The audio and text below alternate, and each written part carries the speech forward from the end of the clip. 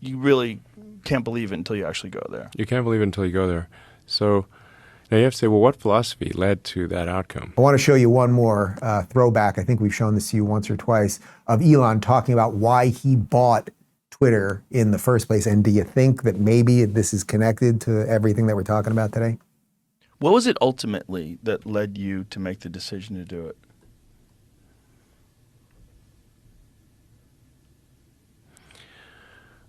I mean, this is going to sound somewhat melodramatic, but I was worried about that it was having a corrosive effect on civilization. That it was just having a bad impact. I think part of it is that it's where it was located, which is downtown San Francisco.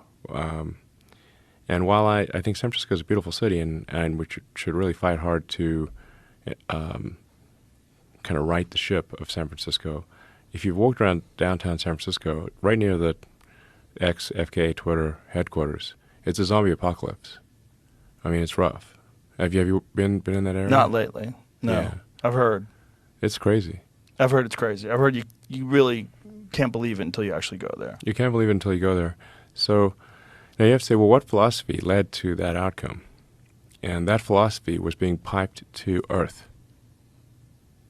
So, a philosophy that would be ordinarily quite niche and geographically constrained, so that the fallout area would be limited, was effectively given an information weapon,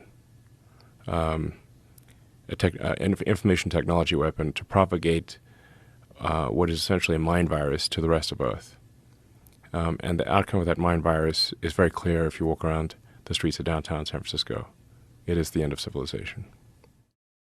That's Elon at his best, right? Like, listen to how calmly and cleanly he is explaining what's going on there and how he's connecting what he was seeing on the streets of San Francisco. And I can vouch for that personally because I stood up in his corner office up there with the windows going both ways with Elon looking down, and he was talking about where they get the drugs, where they do the drugs. That's where they're all beating the crap out of each other and all of that stuff. But what he's saying is that this niche ideology, meaning the collectivist ideology, what we now all know as wokeism, which is really just collectivism with a dash of racism and a dash of gender confusion and all of that, it's a niche ideology that would have been left in certain geographic places throughout time, right? Like there would have been little pockets of it here and there, but it was weaponized by big tech and then the government.